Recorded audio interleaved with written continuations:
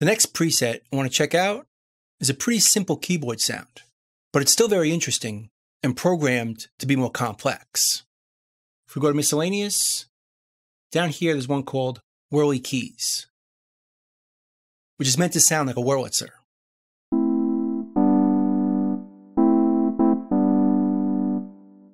Which is a vintage keyboard. Let's see how this is set up. There's only one oscillator being used, B isn't used, sub, and noise. So it's just oscillator A. And as we play it, notice the wavetables change. So there's some modulation going on there with our wavetable position. Here it is in 2D.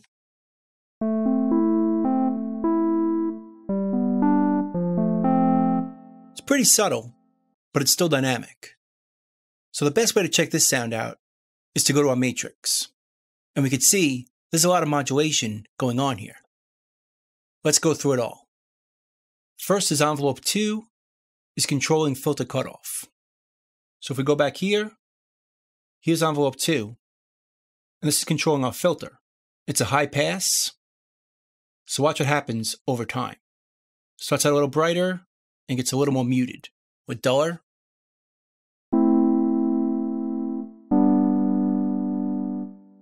And you can see it up here.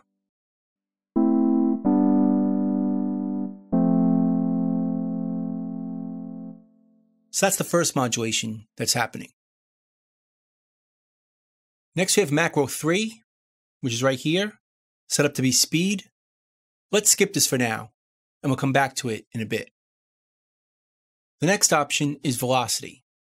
This is how hard we hit our keys. It's set up to wavetable position, and so is note number. It's also wavetable position. So what changes right here is based on how hard we hit the keyboard and what note we hit. So if we're low on the keyboard, the wavetable tends to be over here. If we're higher on the keyboard, it tends to be over here. Now if we hit it harder,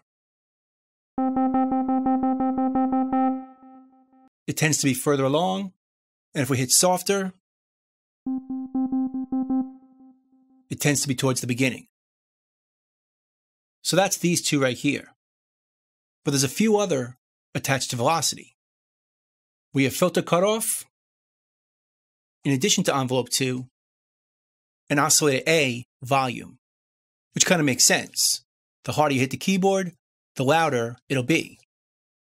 So wavetable position, filter cutoff, and volume are all tied to velocity.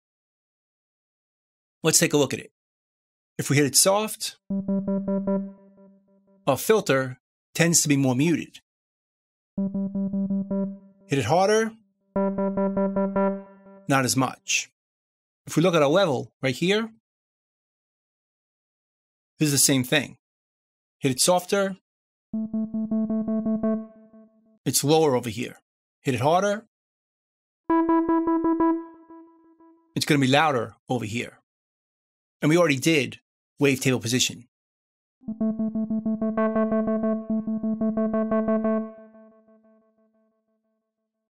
Let's scroll down. Next we have macro 1 is attached to phase wet. If we go to our effects, there's a bunch of effects being used. Although hyper is turned off, we're using a bit of distortion, some phaser, delay, reverb, and EQ.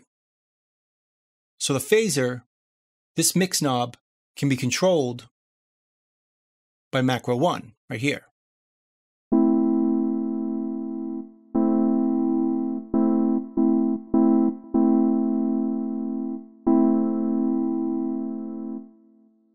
Giving it more phaser effect. Then below it, we have LFO1 controlling our volume. Now this is a bit interesting because over here we have an auxiliary source which adds an extra level of control for this destination. So LFO1 is going to control our volume only if macro 2, named tremolo, is turned up. To make it easier to hear, Let's turn it off. Now LFO1 is going to control the volume a lot more.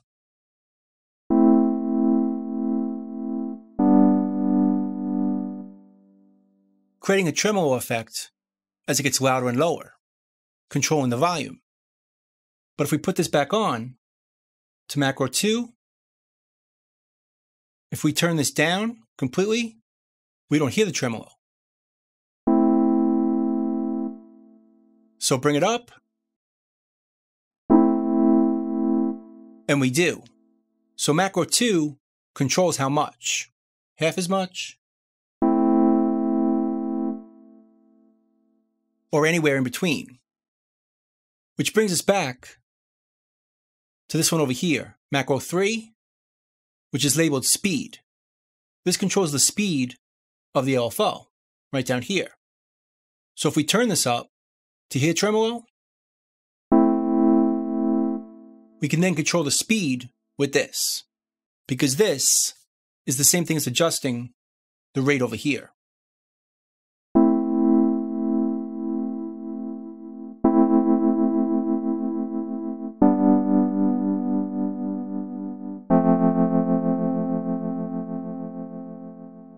Sounds pretty cool.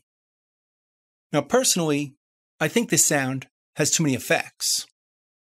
So let's go back to our effects and turn off reverb and delay.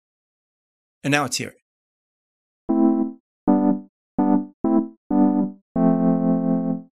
That sounds a bit more natural to me, but it's still hanging out too long as far as our release.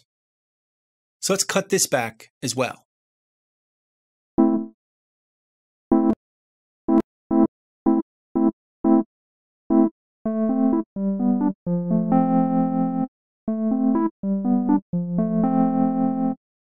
That sounds tighter to me.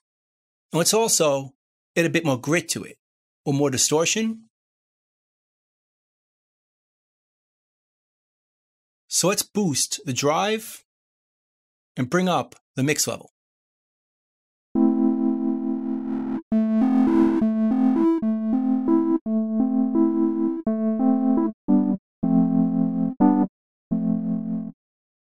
I like that better for a Wurlitzer sound, but if we want to change it up a bit and make it sound less like a Wurlitzer, we could do that as well. Let's start over. And let's change the attack of the sound by going to envelope 3, adding it to a cutoff, like this, and adjusting the attack so it's a bit slower.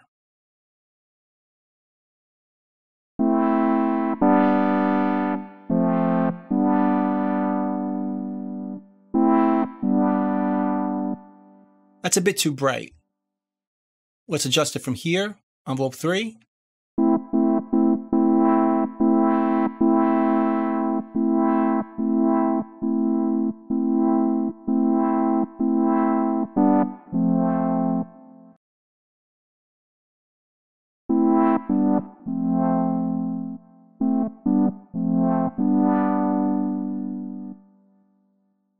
Let's give it more delay.